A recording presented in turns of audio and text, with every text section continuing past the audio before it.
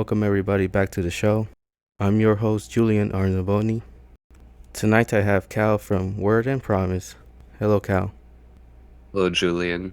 My channel is called Word and Promise. I am working on a series that aims to teach the basics of Christianity from a Lutheran perspective specifically, in order that people may better understand their faith, or if they're an atheist, they may come to the true faith. Tonight's topic is the future of Christianity in the West.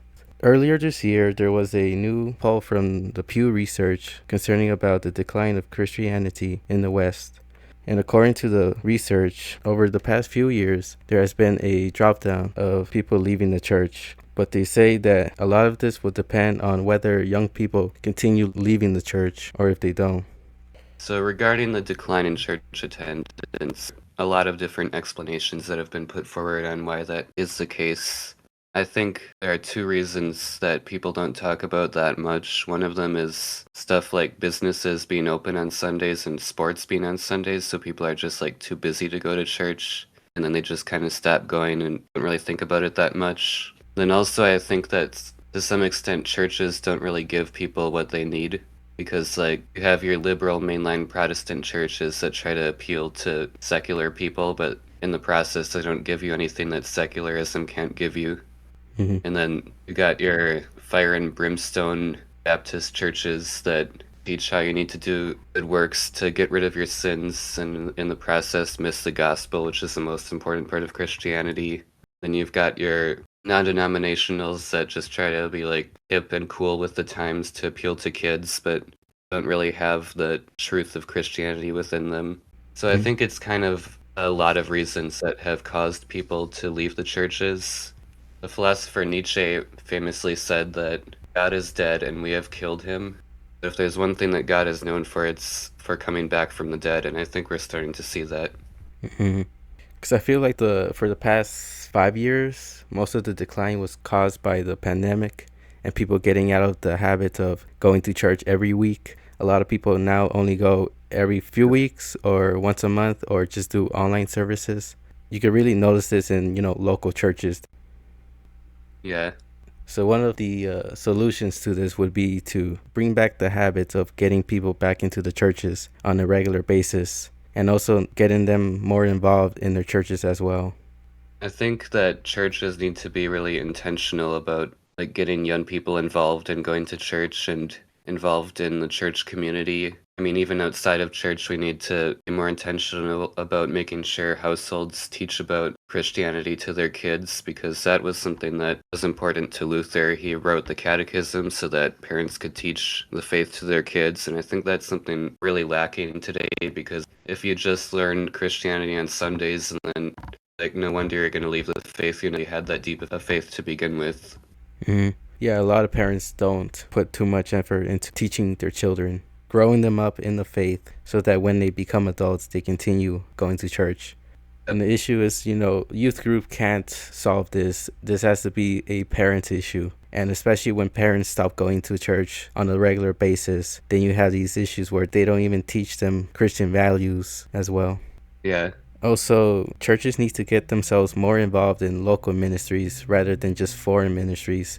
I've seen this issue a lot where churches will focus on foreign ministry, which there's nothing wrong with that, evangelizing to places where there isn't Christ. But also, you need to focus on local ministry as well, because if your house isn't clean, then how can you clean other people's houses as well? You need that basis in Yep. order to succeed. And I think we also kind of have a mindset where we only want to help so many people. We don't want to really put in the effort to help a lot of people. But Yeah. really, if you look back at how the church used to be, it was the church that was creating hospitals and universities. It was the church that was helping children. It was the church that was like an integral part of the community. hmm Most churches have declined in that. But like in my area, they still have presence in local ministry. As in, like, for me, all the thrift stores in my area are all run by Christian organizations. Aside from that, there isn't hospitals, clinics at all that are run by them. So they really need to get back into that, helping the community as a whole. Like not just caring for people's spiritual needs, but also their physical needs, and in the process, if you get the chance, teaching them about Jesus. Yeah. It's better to revive existing churches than create new churches. Because here, let me give you an example. In my area, I have this main issue where people keep making new churches when the churches that are there to begin with are, struggling. There's really no need to have this. Sure, it makes sense if it's a growing population or in a country, nation that doesn't have churches to begin with. But with places that already have established churches, there's really no need. We need to instead support those churches that already exist, especially mainline churches. Yeah, Redeem Zoomer talks about that a lot with how like random schismatics that pop up don't have any institutional power. So we need to really maintain the churches that do. Well, also, I think it's important that we take care of the churches that we do have because churches don't really make that much money unless you're like a mega church prosperity gospel preacher. Most of the time churches like do have problems that we need to take care of instead of just like starting up a new church to like appeal to younger people or something. Yeah, like my church specifically, nobody in my churches has a salary. It's all on a volunteer basis because only large churches and mega churches can support their pastors with their high salaries. But a lot of churches need people to volunteer because the thing is, church isn't a building, it's the people that make up the church.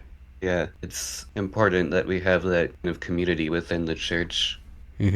And also, churches need to adapt to the media forms of today's world in order to reach people. Because a lot of smaller churches won't have large digital presence, and only mega churches or non-denominational concert churches will have a big presence on the internet. So we have to change that to help these smaller churches, especially to people who wouldn't know them without finding them on a website or through social media. Yeah, I mean, obviously we don't want to be like one of those prosperity gospel preachers who like advertises their church on billboards and has like escorts to their church because the parking lots are so full. I mean, that would be good, but like not at the cost of good teaching. But I think it is important that churches can kind of get their name out there. We have a lady at my church who's pretty good at running our church's Facebook page, but I don't know many young people who are on Facebook. Yeah. Also, other social medias, YouTube, TikTok, everything.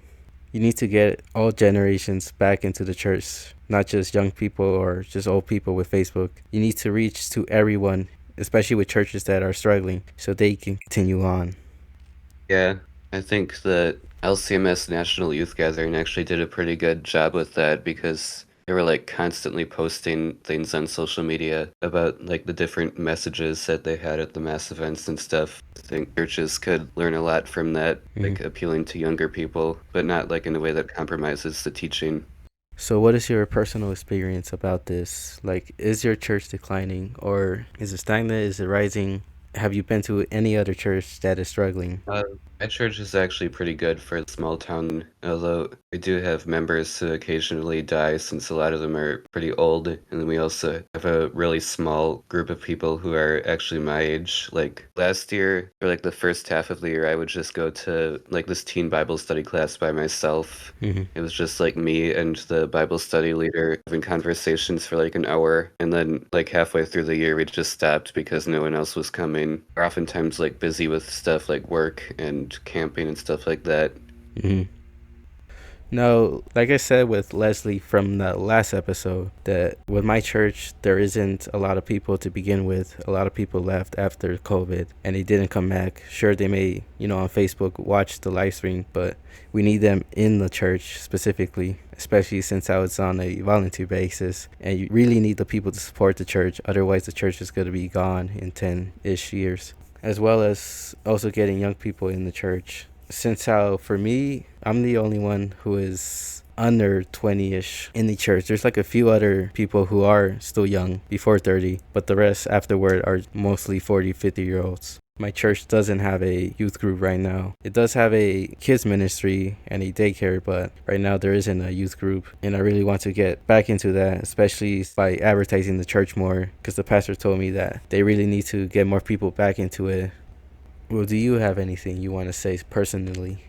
Last week I heard someone say that whenever there's a big change in the world, it's not because a bunch of 50-year-olds or 80-year-olds got up and decided to change something. It was because of a group of young people that decided to turn the world upside down. I think it's really important that we get young people involved in church work, like becoming pastors, DCs, and well, it's important what we're doing, spreading the message about Christ online too. Yeah, getting young people volunteering more, especially since most changes will always be because of young people. Like for example, the apostles, some of them were still teenagers when they went with Christ, and just see the impact they have done on the whole world. And that could still happen today. That's why we really need to get young people involved in churches. Yeah, Okay, thank you, Cal, for joining today. you're welcome. Thanks for having me. Talk a little bit about your channel, like any upcoming projects you have. Sure. So I do have a video coming out that's pretty long, but that's gonna take a little while. Mhm. So I got a little bit of some short videos that I'm gonna work on in the meantime. After that, I came across this Facebook boomer cult on YouTube, and I was gonna debunk some of their claims. And then the big project that I'm working on is the next video on my series on the basics of Christianity. I'm gonna be talking a lot about justification and the means of grace and stuff like that. So Cal's channel, Word and Promise, will be linked in the description. Thank you everyone for watching. So until next time, God bless everyone.